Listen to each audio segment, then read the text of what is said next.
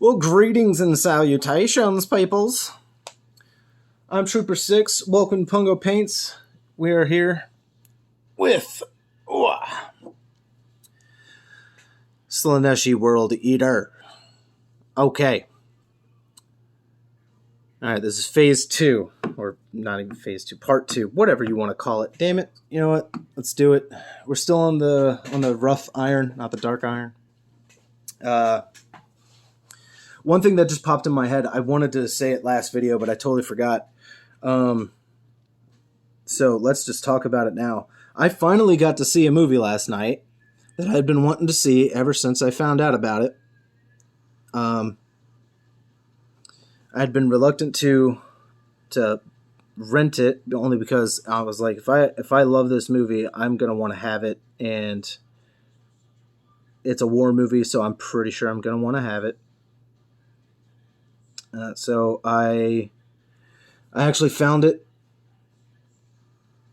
It was DVD, not Blu-ray, but whatever. I didn't notice when I was watching it, and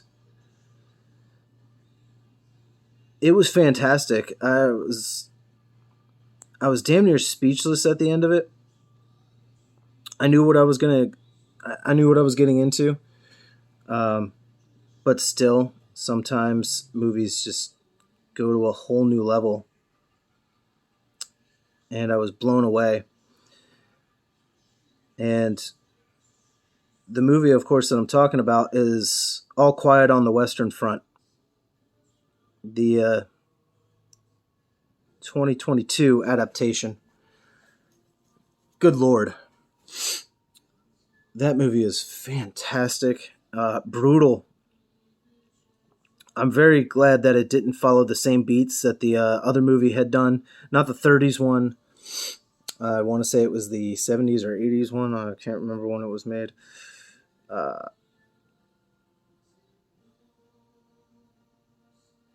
yeah, it didn't really follow the same beats, and I was so happy to see that it didn't do that. Because that would have just been kind of disappointing to me if I was like, okay, you remade it and you did it even better, but it's the same movie. This one, they changed up enough of the stuff, and honestly, not a lot of movies can do this to me, but that movie terrified me. For people who haven't watched it and want to watch it, I'm not gonna do spoilers. I don't like spoilers, but good Lord, man. So I grew up with history buffs, and of course, history buffs, what is their usually favorite thing to do or to research and talk about and watch? World War II. I was curious about World War I all my life, but I had never really looked into it. When I asked about it, it was like, oh yeah, it was this and that, but if you want real entertainment, you ought to go with World War II, and I guess it's if you want to look at it that way, a more compelling period in time to really immerse yourself in. I don't know. Honestly, my interest in World War I never really went away, and since we had passed the 100-year mark a few years ago, I'm mad that I never even it never clicked during that time frame. In 2014 to 2018, it never sank in that, oh my God, that's now 100 years ago. I wasn't thinking about World War I at all. I was busy working, and I think I was working at a hotel. I don't even know where I was working at that point. I just didn't think about it. But good Lord, great Googa Mooga. Just wow.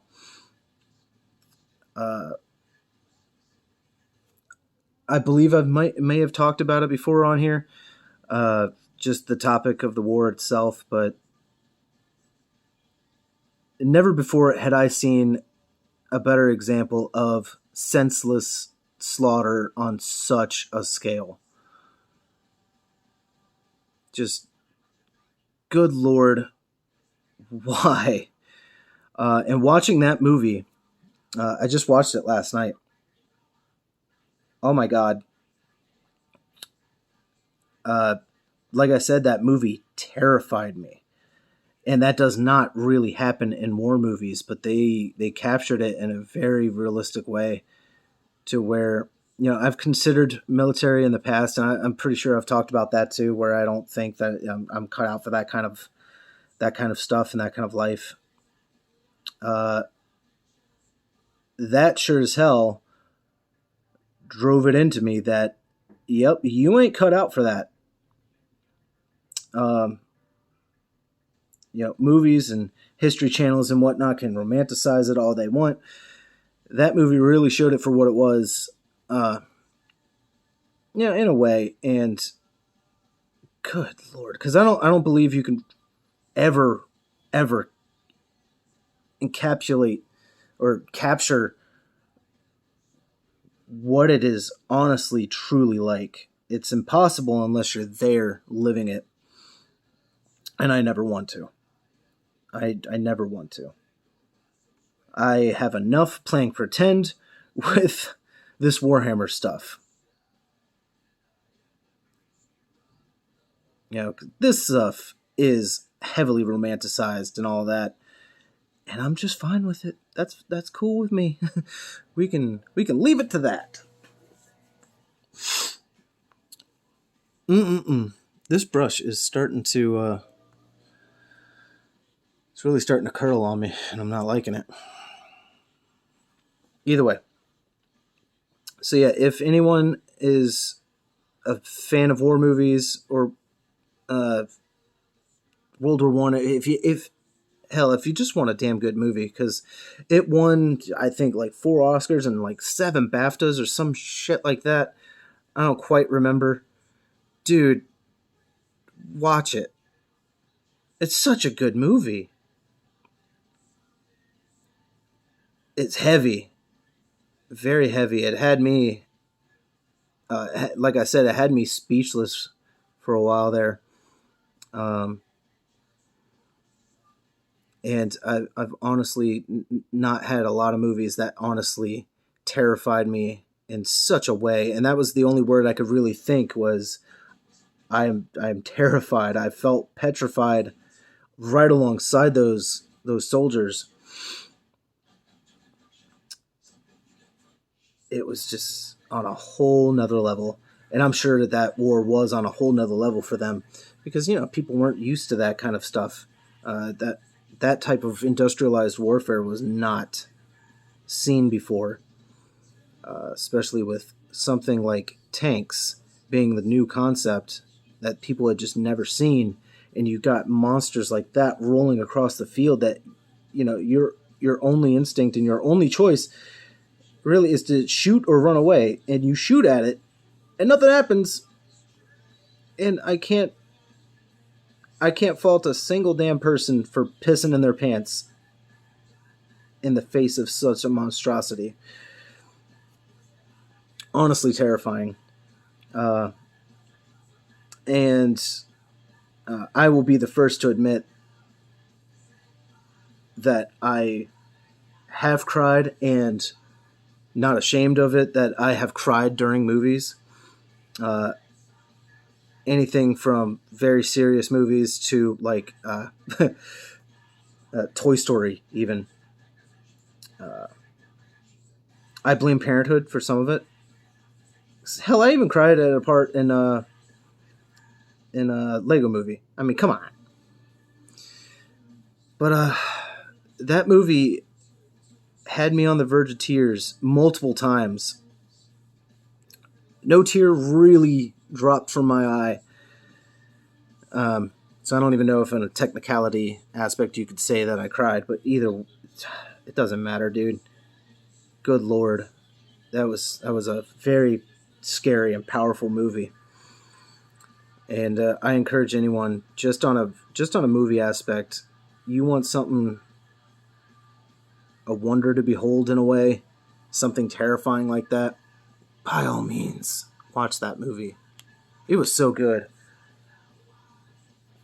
Um, if anyone's not even really that interested, you just need one actor to go see it, right? I can't remember his name right now, so my apologies to the actor himself and others that know him. But a lot of people know the Marvel Universe and everything. If you remember Zemo from the Captain America Winter Soldier show and the Winter Soldier, no, the Civil War movie, he is in it. And fantastic role for him, too. Seeing him play something very serious and compromising. Just, I almost can't stop talking about it. I've been talking about it for 11 minutes now. I almost just can't stop. It's so good. It was so good, and I very much encourage anyone and everyone to see that movie. Because I believe World War One is just not it. I feel like no one cares anymore. And I mean, yeah, sure, it was 100 years ago, but it was so detrimental, and it honestly shaped the modern world. We still have things in effect from it.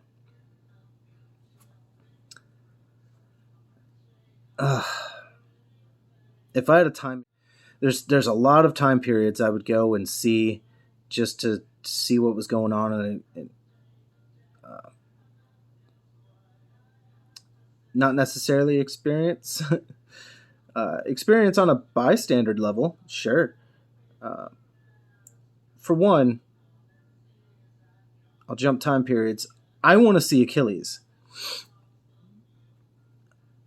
I don't think it's ever really been confirmed that he was ever real. His legend sure is there, but we don't know where Troy was. We've never found the city and everything like that. Now, I want to see if it was real, but more so, I want to see Achilles in action. I want to watch him fight Hector. I want to see what really happened.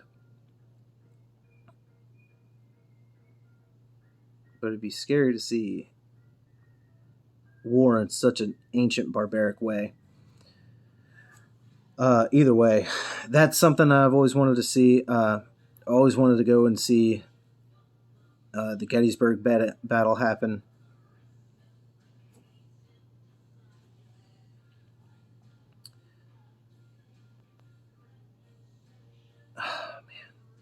D-Day.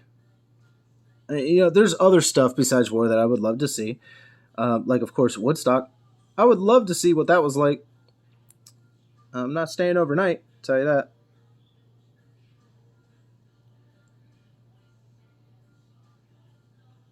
Ooh. I'd like to witness the Miracle on Ice, uh, the moon landing in real time. Just so many things I would like to do if time travel were really a thing. Uh, do see, but yeah, man, that movie it had me a little shaken up last night. I don't know about y'all. I've noticed it myself. I don't know if anyone has ever really pointed it out for me, but I have noticed that when it comes to movies, certain movies, if they are dark or serious tone or something, they've had an effect on me before. They'll throw me into a funk. There are times I can't watch Fight Club because it will put me in a very specific funk. Uh,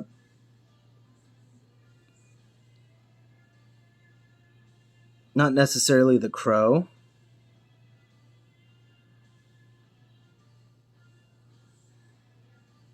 Maybe that should have been silver, because all that's going to be dark.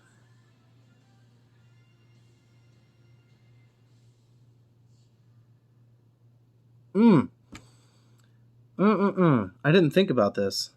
So, I'm going to finish this up, at least. Put that there. And you know what? We're going to mirror it on the other side, just in case. So, I'm thinking. No, I keep saying that. I'm trying to think here. So, yeah, the chaos markings being this dark iron. But what the hell? Okay, so the backpack's supposed to be white. All that'll be white. In there will be white. And those chaos markings everywhere else have been dark iron. But if I paint all this dark iron, what the hell do I do with those chaos markings? Because I feel like it'd just be too much. And I could do the wings of the backpack silver and leave this chaos marking. No.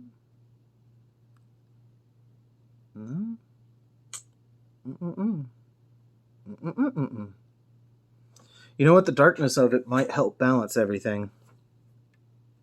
We're gonna keep going with it. Trust your instincts, right?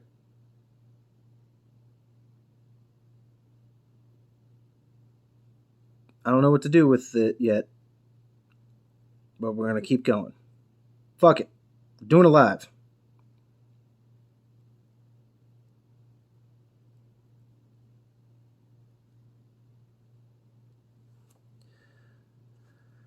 Whew, man, that threw me off. That threw me way off, didn't it? I know I was talking about that movie a little bit and all that fun stuff, but you know what? I've said my piece about it, and I'll spare you anymore. Man, that was a real good movie. But yeah, other movies have definitely affected me in a way. Watchmen can do that to me because of the ending.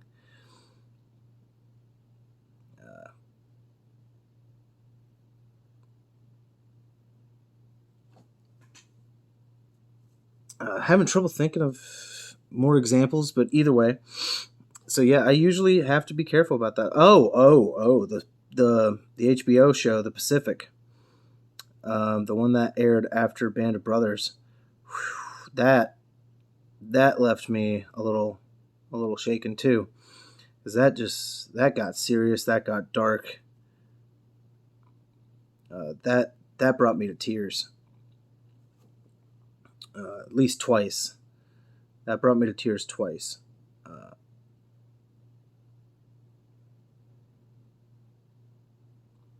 yeah.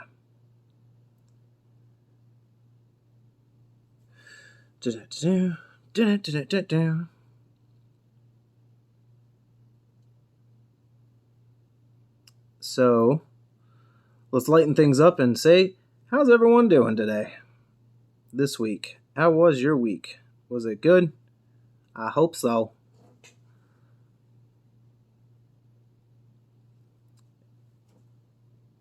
If it was a bad week, I'm sorry. I know how that goes. Not every week can be awesome. But, you know, kind of have to make things happen for yourself a little bit.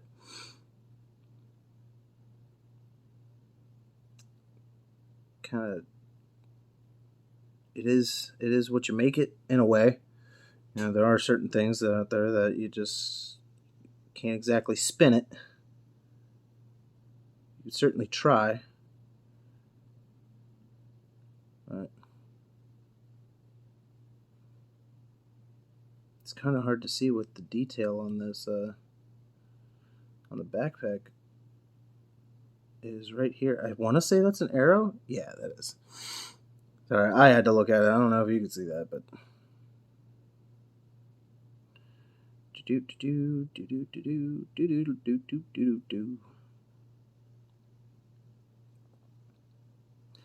if anyone has any painting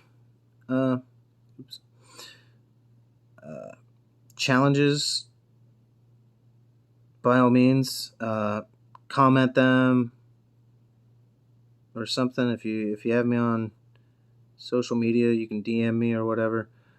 Shoot me your ideas. I'll see if I'm able to do them. And I mean able because, this is not a cheap hobby. And it does not have to be Warhammer themed either. So that was one thing I wanted to address eventually. I should probably do that at the beginning of an episode, but whatever.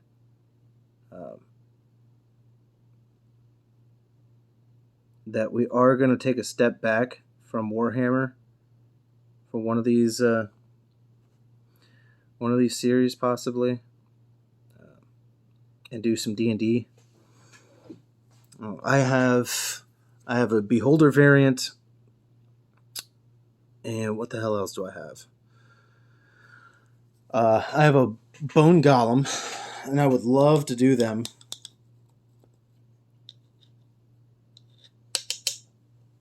Would love to do that on the show, but they have the potential to also be time-lapse videos, so we'll see. The main reason that we stick to Warhammer is because it's my favorite, and I like it, and I believe I'm good at it. But this paintbrush has taken me about as far as I can handle right now. So it curls right there at the tip.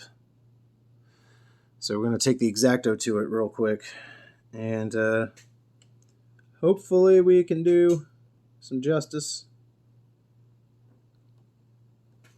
An X-Acto knife doesn't always solve your issues. Doesn't always solve mine when it comes to these brushes sometimes,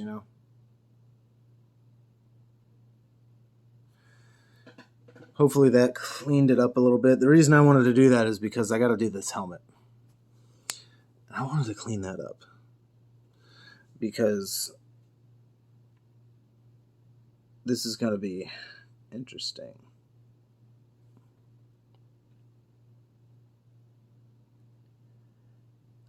My apologies if I've been neglectful on hand placement for this model. As I've mentioned before in other series, it's tough to try to get a good angle on where I'm painting from because of the setup that I have to use right now. So basically, I got my ring light on a tripod, and using my phone. I'm not even using a camera. I'm using my phone for this, and it's right here in front of my face, and my forehead, all up in my way, and I am looking between the phone and the ring light to do any of this. So it's been a challenge, to say the least, to do these models on this show. But honestly, I think that kind of says something about my skills here, that I've been able to even pull off this kind of stuff with the limitations that I've been doing. Nothing's perfect, and it doesn't have to be.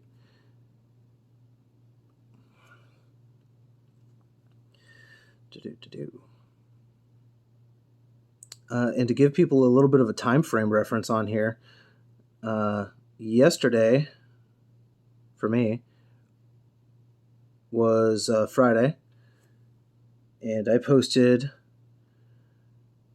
the Coronate Night Lord episode 5. So I only had one more week to do something like this. I had to get something recorded, and I was like, all right, I'm cutting it very close to the mark here. I've got to get something done, so I worked out scheduling for this painting,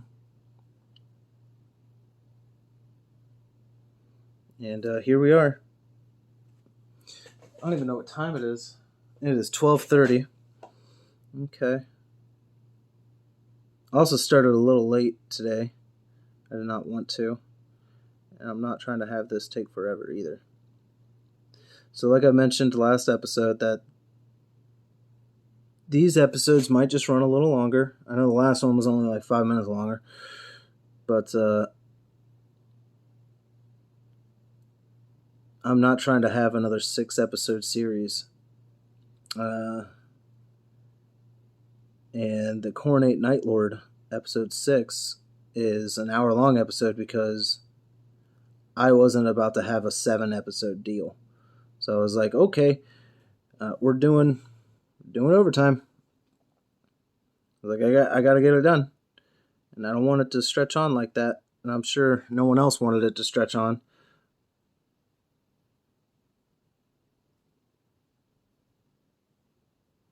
It's like, I can't have that go on for another week. That's just ridiculous. It's like I've mentioned before, these series taking as long as they take, a 4-episode series is a month. That's kind of long. Probably going to leave that white. Alright, all this is getting kind of crazy.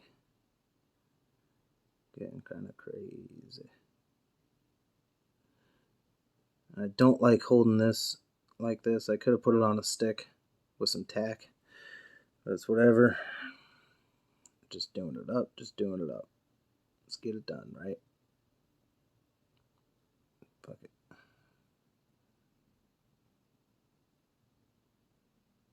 I'm going to leave that little part white. Alright. Get him out of my dirty fingers. Look at all that. It's been sloppy today. Get that over there. You like that wristband? Look at that shit. I got that at my local game shop, Tower Games. I got that at the debut of 9th edition for Warhammer. So that's how long I've had that. I had two. Had two of them, but fuck if I know where they went. I think the other one broke. All right, so what are we going to do next? Well, I pulled something out, so I think you know. But let's do these straps and the belt, and this belt going across him. Maybe that might be oak. No, it isn't. No. All right. So to do some of these, we're going to use tanned flesh because this is chaos, and I do like doing flesh tones for a lot of the leathers because I figured chaos is gonna be like that, especially Slaanesh. You know, you could really say that about definitely 2 of the chaos gods. You could argue the others too, but I don't really care right now. But yeah, at least for 2 of these chaos gods, man, you could really go in. I'm just gonna stick with this brush. That they're gonna use human skin or anyone's skin that they really want to do these things. That holster is still going to be leather. But yeah, I'm using the darkest skin tone I have, the tanned flesh, to do all these. Because I believe it gives a nice little gruesome touch that they didn't just have leather, that they made their leather out of their victims.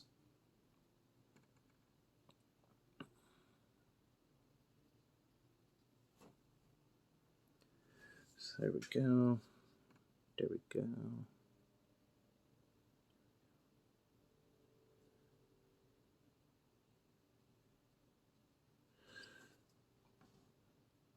And it'll give an interesting look to the whole color palette.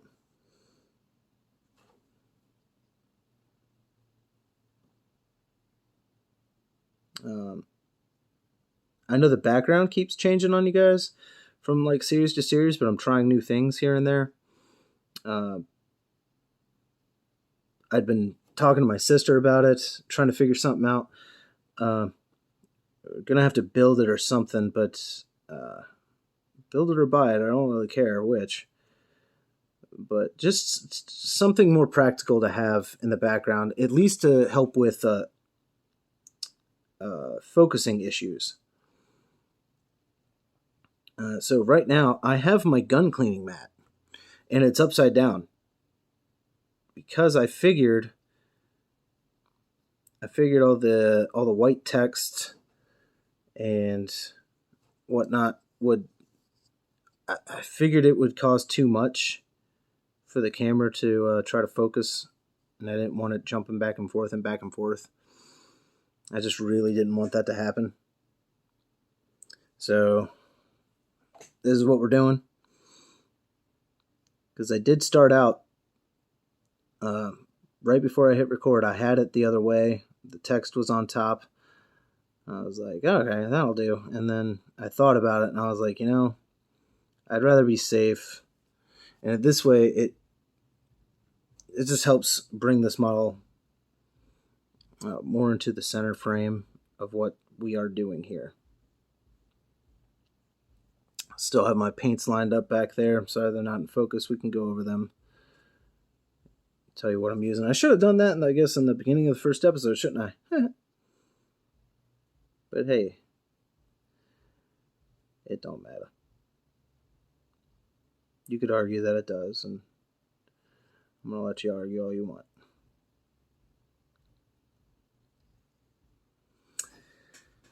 Let me see this model up close real quick. Make sure I'm doing something.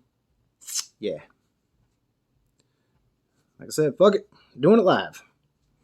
The belt buckle around the skull, I was going to do in that dark iron, rough iron, whatever. I decided not to.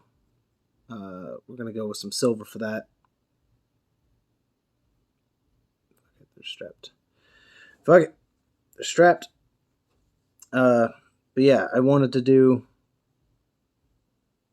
just some silver on that, just to give a different little color right in there.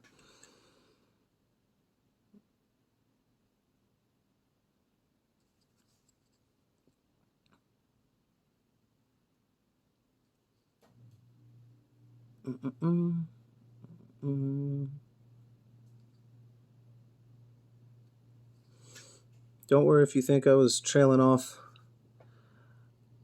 I was. I have no idea what the hell I was just thinking. I was a little too focused on this guy. The details on here have become a little lost. I believe those are going to be holsters for grenades and ammo and whatnot, so that is going to be leather as well. While this belt around him, I am going to keep on the flesh tone.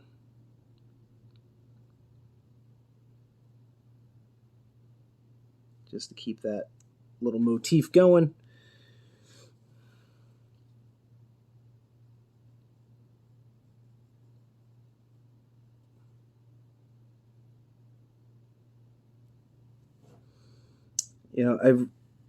I had debated on doing a little bit of a different color palette before we started, where I thought about making all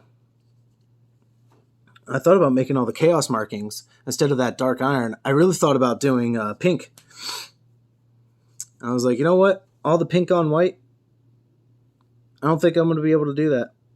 I'm not sure. I've talked about a color palette situation before, and my wife pointed it out.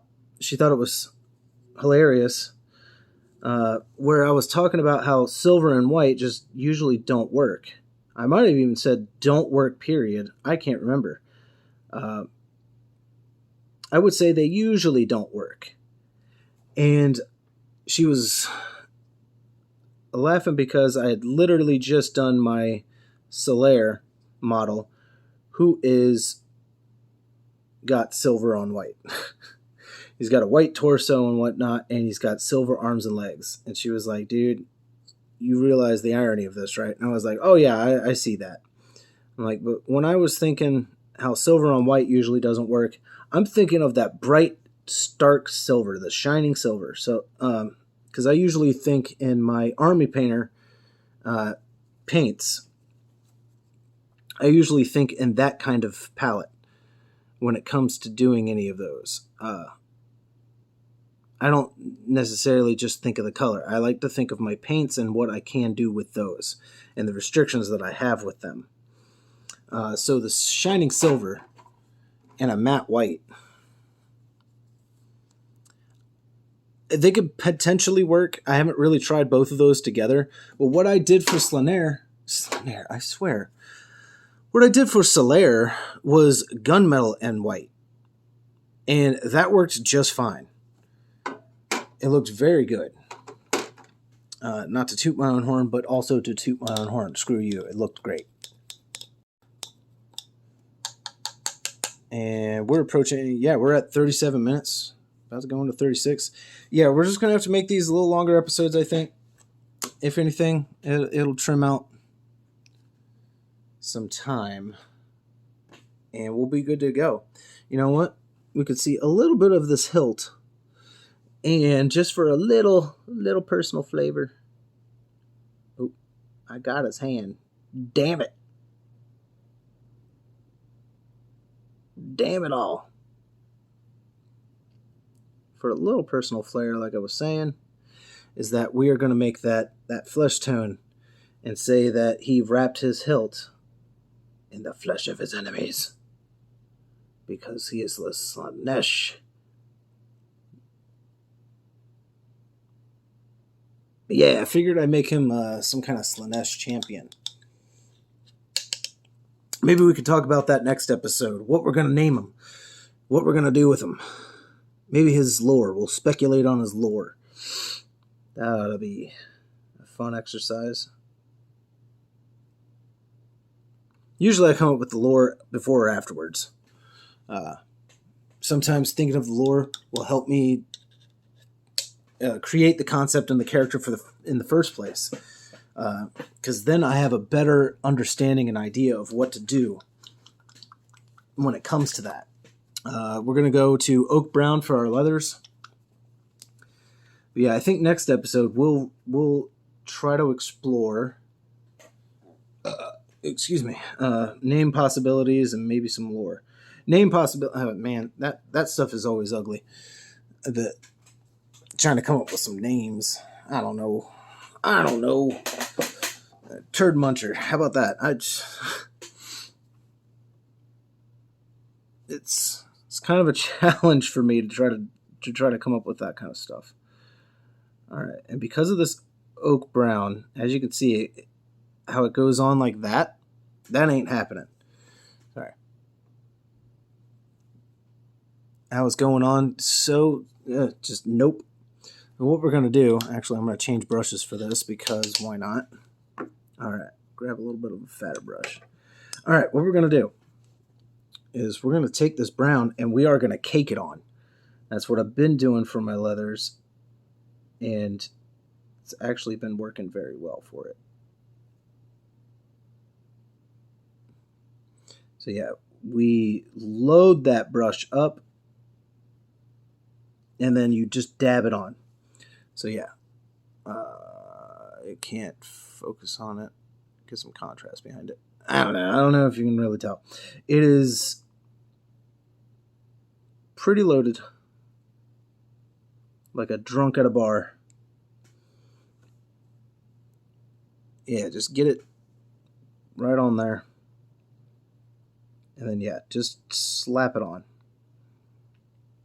I don't really go with strokes when I do this part. Like I said, I dab it because I just want it to apply, and it won't really come out lumpy because of how I'm applying it. You can see I'm not even going all that slow with it. I'm just kind of letting the paint apply itself and pool just enough. Rotate the brush. Getting a little funky. It's a little thin right there. That's okay, because as long as it's at the edge, that'll help with the edge highlighting. And that's another part that I kind of wanted to do with this, because I know I had mentioned before that I don't really do dry brushing anymore because things just kept coming out chalky because I was just not doing it right. And I had gotten back into dry brushing, but kind of edge highlighting.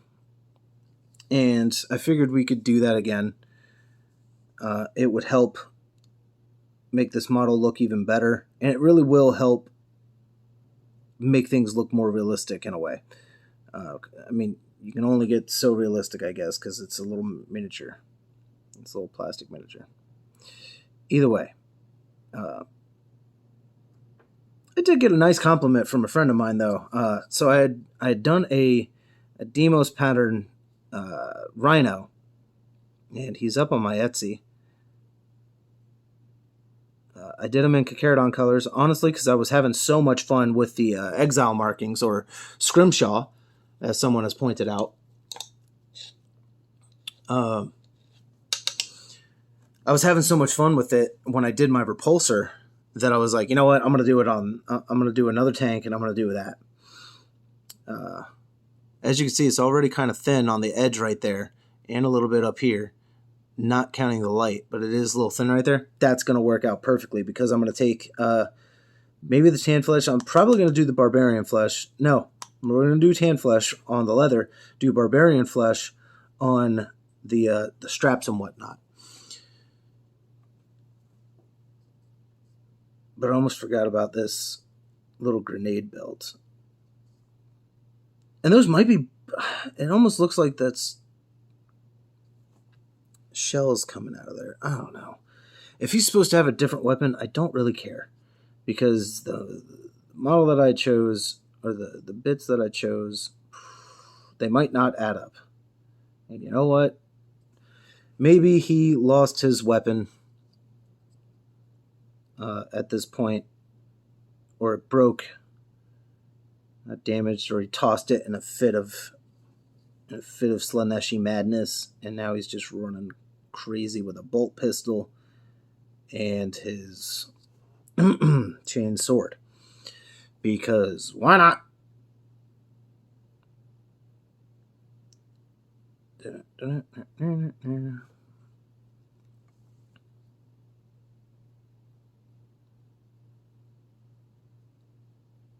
So yeah, we're just going to paint that all brown, because the hell with it. It'll come out okay. And if not, well, then we learned a lesson together, didn't we?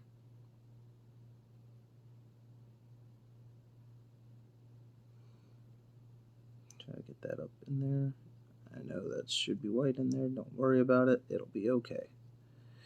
Okie dokie. Now we got that. Any other browns? No other browns?